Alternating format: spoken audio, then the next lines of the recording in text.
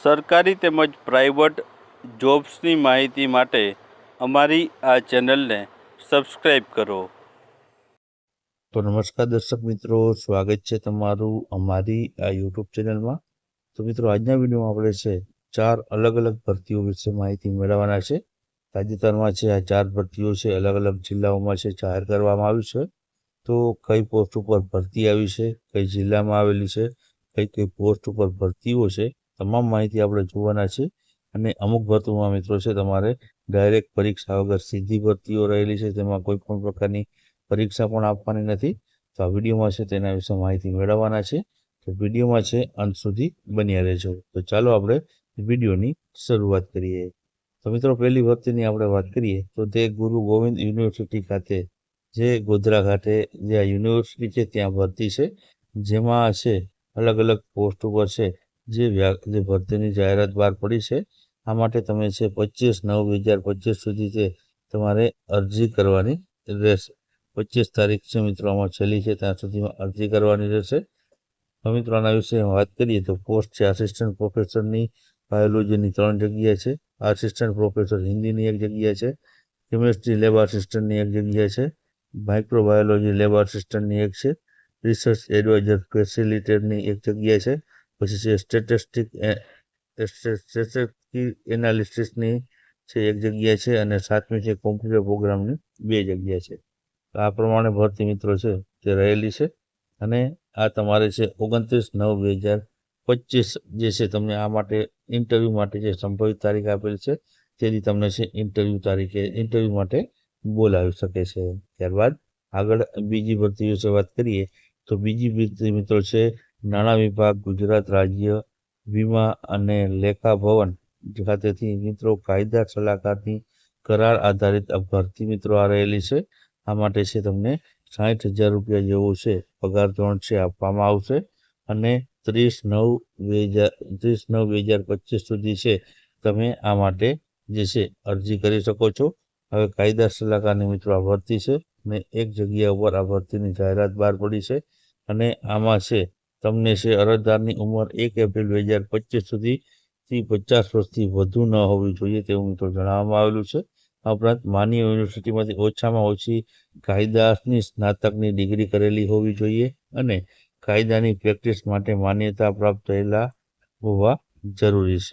ઓછામાં ઓછો 5 વર્ષનો છે જે છે પ્રેક્ટિકલ એડવોકેટનો મિત્રો છે તેની પાસે અનુભવ પણ આમાં છે જે માગવામાં આવેલો છે. ત્યારબાદ બીજી અન્ય પણ મિત્રો માહિતી છે આમાં જે આપેલી છે તમે જોઈ શકો છો. આ માટે મિત્રો અરજી સાથે 100 રૂપિયાનો આમાં છે તમારે ડિમાન્ડ ડ્રાફ્ટ છે તે જે છે કરવાનો રહેશે.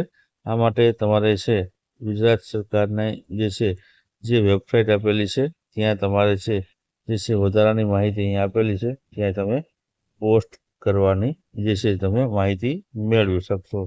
તો મિત્રો, અહીં જે તમારે છે જે અરજી છે તે 30/9/2025 જે છે તે સુધીમાં છે અરજી કરવાની રહેશે. અરજદારે કોઈ પણ પ્રકારની ગુનાહિત પ્રવૃત્તિ પણ કરેલી ન હોવી જોઈએ. અને અરજી ફોર્મ છે, જાહેરાતનું માર્ગદર્શન વગેરે છે મિત્રો અહીં તમને જે વેબસાઇટ આપેલી છે જે છે finance-department.gujarat.gov.in ત્યાં જઈને તમને છે આની બધી અરજીની અને બધી માહિતી છે તમને અહીંયાથી મળી જશે. ત્યારબાદ આગળ વાત કરીએ.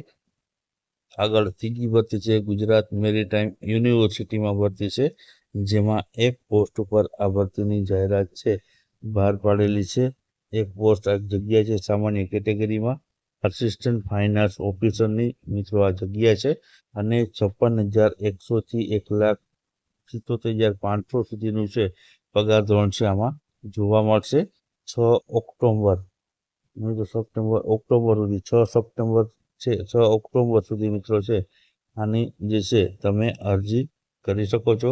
જાહેરાત કરાયેલી જગ્યાઓ માટે યોગ્યતા માપદંડ, અરજી ફોર્મ સંબંધિત વિગતો તમને છે મિત્રો અહીં તમને વેબસાઇટ આપેલી છે gmu.edu.in રિક્રુટમેન્ટ ઉપર જઈને તમે આ ભરતીની માહિતી, અરજી ફોર્મ, લાયકાત વગેરે માહિતી તમને છે આ વેબસાઇટ ઉપરથી મળી જશે અને ત્યાંથી તમે છે આની અરજી કરી શકશો. ત્યારબાદ આગળ વાત કરીએ તો આગળ ભરતી મિત્રો છે તે છે વડોદરા જે છે નગરપાલિકામાં મિત્રો ભરતી છે.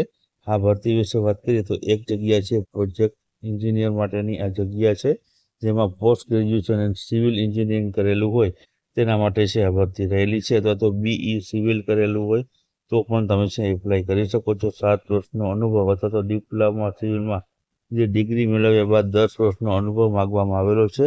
2 જગ્યા છે અને 50,000 રૂપિયા પગાર ધોરણ છે તમને આપવામાં આવશે. 36 વર્ષ સુધીની જે મહત્તમ વય મર્યાદા રાખવામાં આવેલી છે. અને તમારે છે આ માટે છે સ્પીડ પોસ્ટ અથવા તો રજિસ્ટર્ડ આઈડીથી છે તમારે જે છે અથવા તો ઈમેલ આઈડી અથવા તો રજિસ્ટર્ડ આઈડી અથવા તો પોસ્ટ આઈડીથી અરજી મોકલવાની રહેશે. અરજી તમારે મિત્રો છે અહીં જે સરનામું આપેલું છે ત્યાં અરજી મોકલવાની રહેશે. તો એ મિત્રો તમે જોઈ શકો છો આ જગ્યા માટે નિમણૂક ઈચ્છતા ઉમેદવારો માટે પ્રાદેશિક જે કમિશનર નગરપાલિકાની કચેરી વડોદરા ઝોન 6ઠો માળ ગુડા ભવન LNT સર્કલ પાસે કારેલી બાગ વડોદરા, જ્યાં છે સંપૂર્ણ રીતે લાયકાત અને પ્રાથમિક આધાર પુરાવાના રજિસ્ટર અથવા તો પોસ્ટ આઈડીથી છે આ સરનામા ઉપર તમારે છે જરૂરી આધાર પુરાવા સાથે રજિસ્ટર આઈડીથી તમારે છે અરજી કરવાની રહેશે.